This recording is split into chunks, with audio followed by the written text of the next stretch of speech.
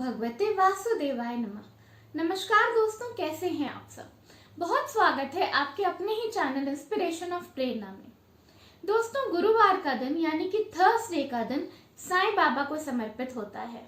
बहुत सारे लोग अपनी मनोकामना पूर्ति के लिए साईं बाबा का चमत्कारी व्रत रखते हैं, पर बहुत से लोग ऐसे भी हैं जो अभी भी इस व्रत को रखने की विधि, इसके नियम और इसके उद्यापन के तरीके से अनजान हैं। साईं की महिमा दुनिया भर में फैली हुई है।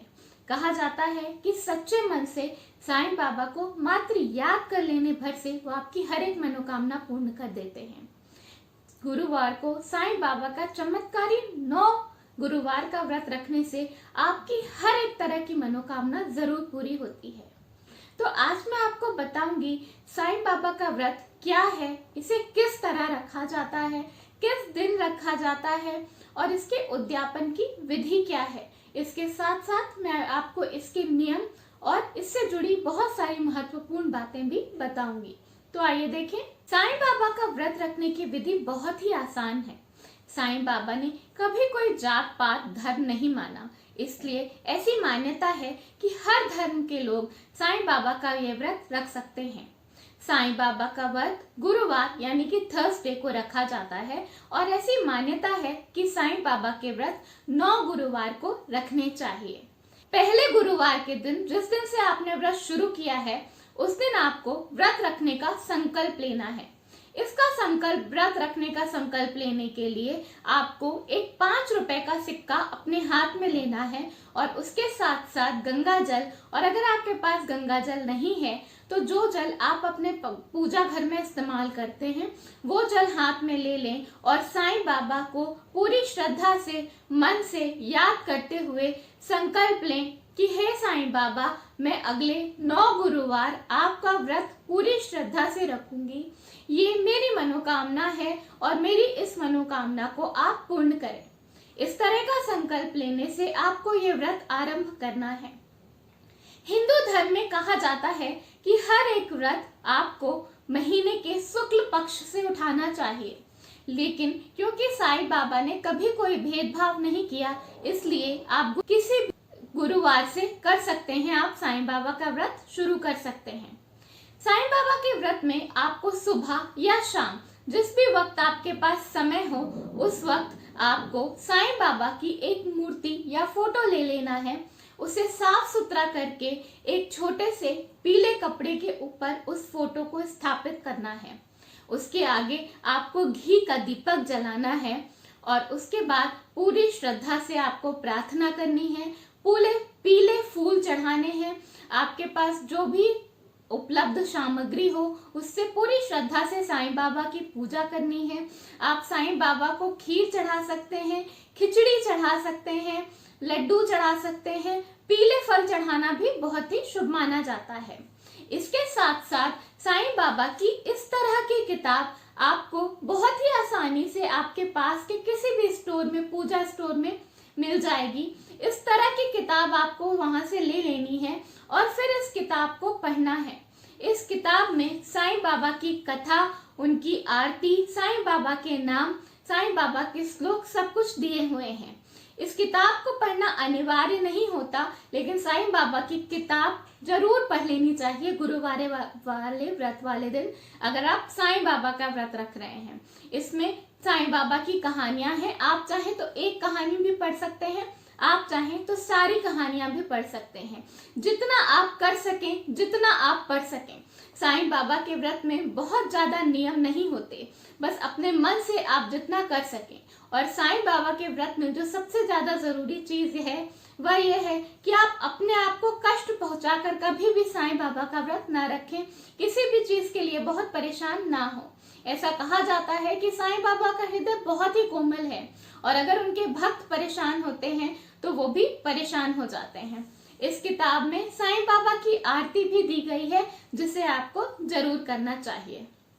तो आइए आप जानते हैं क्या है साईं बाबा के व्रत रखने के नियम।